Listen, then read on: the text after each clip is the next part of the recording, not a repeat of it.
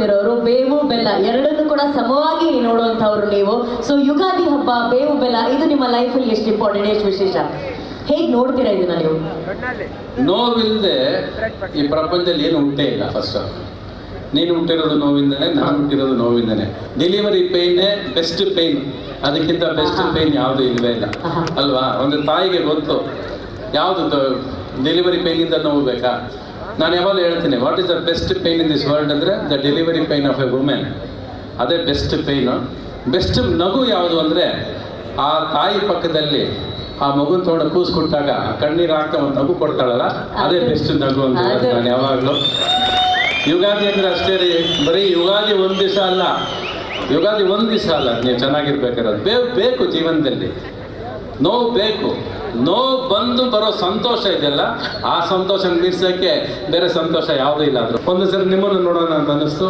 ಯಾಕಂದ್ರೆ ಇಲ್ಲೇ ಪ್ರೀಸೋತಪ್ಪ ಶೂಟಿಂಗ್ ಮಾಡಿರೋದು ನಾವು, ಈ ಬೆಟ್ಟದಲ್ಲೇ ಶೂಟಿಂಗ್ ಮಾಡಿದ್ವಿ. ಶಿಲ್ಪಾ ಶೆಟ್ಟಿ ಕೂಸ್ಕೊಂಡು ನಿಮ್ಗೆ ರೋಡೆಲ್ಲ ಓಡಾಡಿದ್ದೀನಿ ಬೈಕಲ್ಲಿ. ನಾನು 100 ಕಿಲೋಮೀಟರ್ ಸ್ಪೀಡಲ್ಲಿ ಓಡಿಸಿದ್ದೀನಿ ನಾನು. ಈ ಬೆಟ್ಟದಲ್ಲಿ ಫೈಟ್ ಎಲ್ಲ ಮಾಡಿದ್ದೀವಿ ನಾವು, ಓಡಾಡಿದ್ದೀವಿ.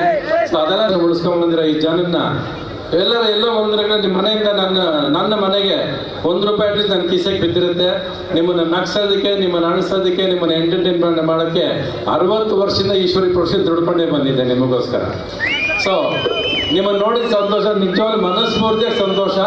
ನಾನು ಪ್ರತಿ ಸಾರಿ ಹೇಳ್ತೀನಿ, ನಿಮ್ಮನ್ನು ನೋಡಿದಾಗ, ನಿಮ್ಮ ಮುಖದಲ್ಲಿ ನಗು ನೋಡಿದಾಗ ನನಗೆ ನಮ್ಮ ಅಪ್ಪ ಅಮ್ಮ ನೆನಪಾಗ್ತಾರೆ. ನನಗೆ ಅದರಷ್ಟು ದೊಡ್ಡ ಸಂತೋಷ ಯಾವತ್ತೂ ಸಿಗೋದಿಲ್ಲ. ಅದಷ್ಟು ಕಾರಣ ನಮ್ಮ DIGP ಅವರು ಪ್ರಮೋಷನ್ ಆದರೆ ಈಗ ದೇವರಾಜ್ ಅವ್ರಿಗೆ ಸೋಳಿಂಗರ್ ಅಂತ ಒಂದು ಊರಿದೆ, ಅಲ್ಲಿಗೆ ಹೋಗ್ಬೇಕು ನಾನು ಪ್ರತಿ ಸಾರಿ.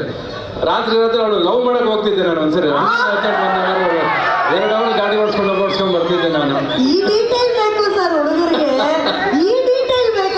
ಅಂದ್ರೆ ಅವಾಗೆಲ್ಲ ರಾತ್ರಿ ಹಗಲು ಶೂಟಿಂಗ್ ಮಾಡ್ತಿದ್ದೆ. ನನಗೆ ಮನೆ ಅಂದ್ರೆ ಏನಂತ ಗೊತ್ತಿರಲಿಲ್ಲ ನನಗೆ. ಶೂಟಿಂಗ್ ಸ್ಟುಡಿಯೋ ಒಂದೇ ಗೊತ್ತಿರೋದು. ಬೆಳಗ್ಗೆ ಶುರು ಮಾಡ್ತಾರೆ, ಬೆಳಗಿನ ಜಾವ ಮುಗಿಯೋದು.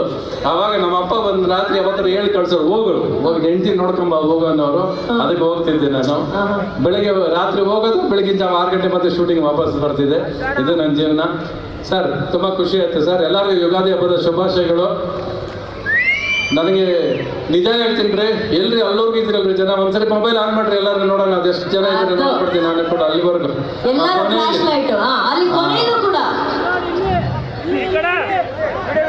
ನೋಡಿ ಸರ್, ಎಲ್ಲರ ಜೀವನ ಇದೆ, ಇಷ್ಟೇ ಬೆಳಗ್ಲಿ ಸರ್. ಎಲ್ಲರೂ ಇಷ್ಟೇ, ನಿಮ್ಮ ಮನೆ ಹಿಂಗೆ ಬೆಳಗ್ಲಿ.